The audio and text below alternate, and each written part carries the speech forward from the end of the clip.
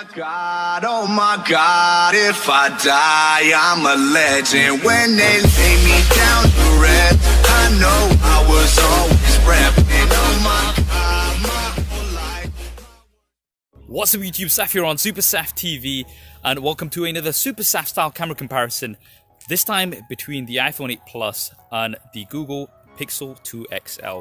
This has been the most requested video on the channel recently, and as always we'll be testing out lots of different scenarios. We'll be using the front-facing camera, rear-facing camera, looking at dynamic range. We'll be looking at video as well as images, and audio too. Do look out for the audio icon in the corner of the screen, and that will indicate to you which device the audio is coming from as well. So we're currently outdoors in very good lighting, so it's a good way to test out the dynamic range and see which one is doing it better.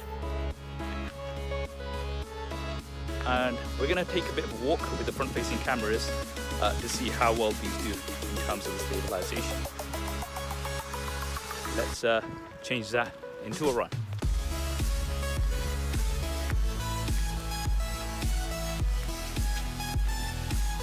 Now we're testing out the video from the rear-facing cameras, both filming at 4K. And what we can do on the iPhone is use the telephoto zoom, so that will give us 2 times optical zoom, but then we do not have stabilization when we are at this level of zoom, so you can probably notice that it's a little bit shaky. Back to the standard camera, and now let's have a bit of a walk, see how both of these manage stabilization at 4K. And now I'm going to do a bit of a run and see how these do.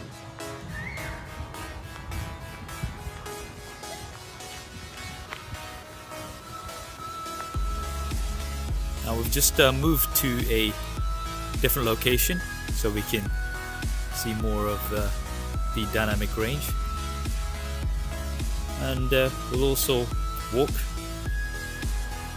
The stabilization is like.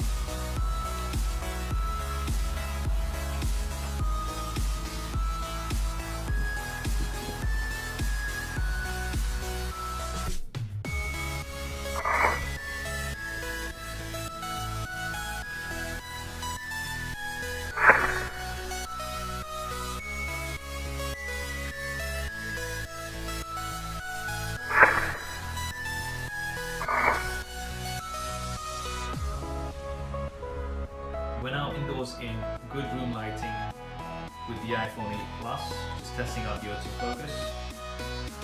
Seems to be doing pretty well. Same lighting with the Pixel, super fast.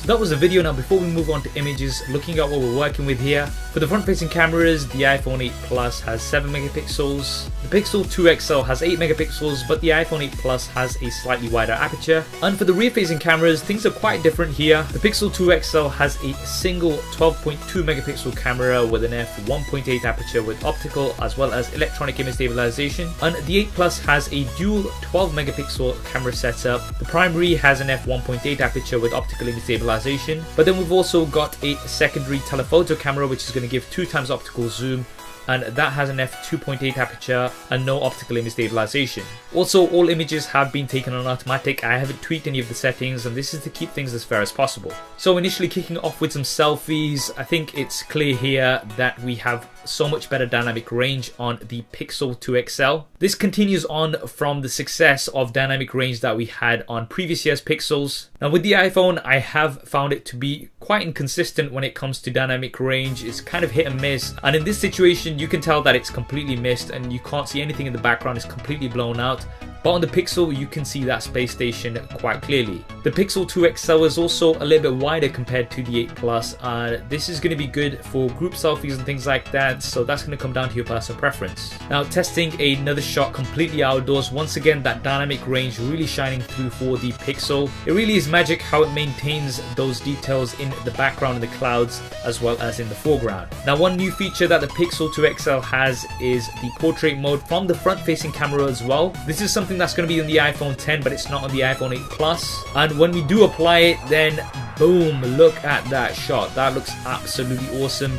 It's nicely blurred out that background and it looks like a really crisp shot. Now it's not absolutely perfect, there are some defects around I can see, but this will only improve with time and machine learning. Now trying out a low light selfie outdoors in street lighting, you can see that the Pixel 2 XL is doing much better here. It's a much brighter image overall and the colors are also better maintained. And then when we go on to using the front facing flash, I still like the colors better on the Pixel and it's also brighter, but it's not as sharp as the iPhone 8 Plus. It looks like it is using quite a slow shutter speed on the Pixel, which is resulting in a slightly blurry image. This one will come down to your personal preference, I think. Now moving on to an outdoor macro image, both doing really great here. The colors look a little bit more punchy on the Pixel, and if we go in 100%, you can see that it's also maintained the dynamic range better on the Pixel compared to the iPhone 8 Plus. Some of those whites are a tad blown out on the iPhone 8 Plus here, but on the Pixel they have been maintained very well. Now moving on to an outdoor wide shot, both doing absolutely great here. Slightly warmer on the iPhone, slightly cooler on the Pixel, but I think in terms of dynamic range they're about the same, I would say. And moving on to another outdoor wide shot, both doing great here once again. And in this image the dynamic range is about the same, I would say. If you look at the Pixel, the clouds where the spaceman is, those have been slightly better maintained on the Pixel, but the foreground is brighter on the iPhone 8 Plus, so it looks like the iPhone 8 Plus has favored the foreground a little bit more,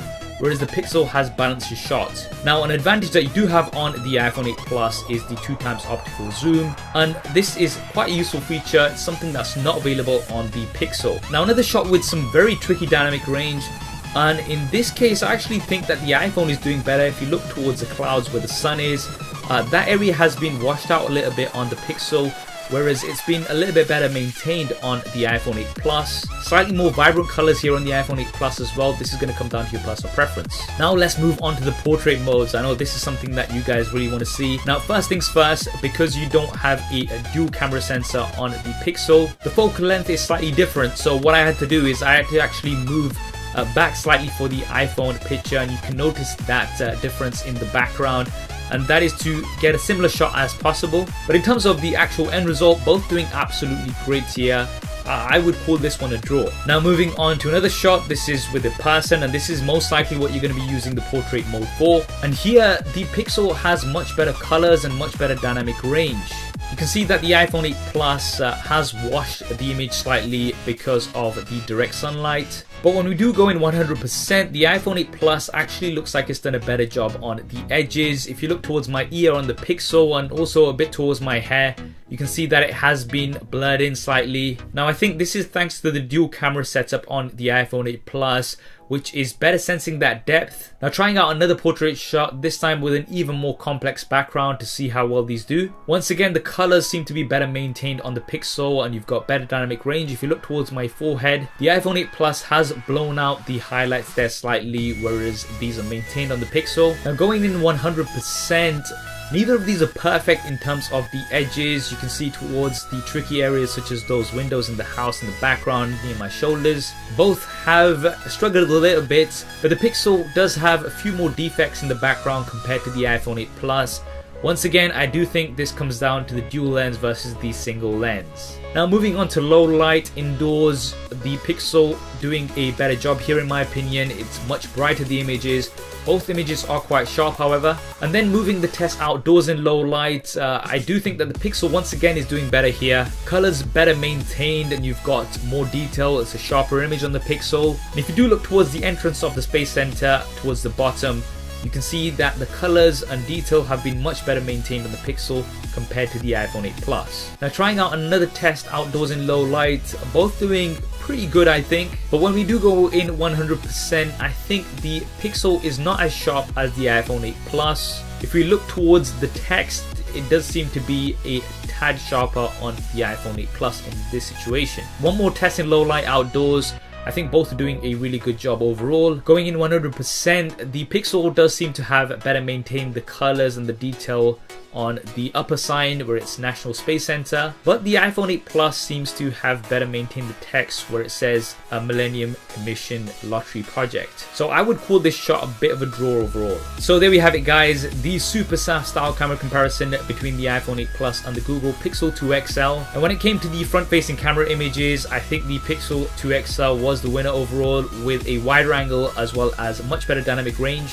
You also have the portrait mode, which is going to allow you to blur the background. This works really well already in my opinion, but it's only going to improve with software updates. For video from the front facing camera, I think both were good, but the Pixel 2 XL once again I think had a bit more dynamic range. Outdoor images, I think both were good. With the 8 Plus you do have the advantage of that optical zoom. For dynamic range however, I think it was a bit of a draw, with the close-up going to the Pixel but the wider shots going to the iPhone 8 Plus. I think both do absolutely great for dynamic range from the rear facing camera, but this just may vary slightly from situation to situation. Now for video, both shot amazing quality 4K video. With the 8 Plus you do have 4K at 60 frames a second however. Now I couldn't actually test this out in this particular video because the final video is being exported out at 4K at 30 frames a second. And with the iPhone 8 Plus you've also got slow motion at 1080p 240 frames a second. On the Pixel you've only got 720p at 240 frames a second. The Pixel however was super stable, especially when you're walking. It looks like you're pretty much using a gimbal. This is thanks to the optical as well as electronic image stabilization. Now for the portrait mode, both actually did good in their own ways. The Pixel 2 had better dynamic range and colors, whereas the iPhone 8 Plus did a better overall job in terms of the edges and blurring out the background because of the dual lenses that it has. Now this should hopefully improve with both of these as we get software updates. Another thing that's going to improve with the iPhone is studio lighting. This allows you to switch between different lighting modes after you've taken an image in portrait mode.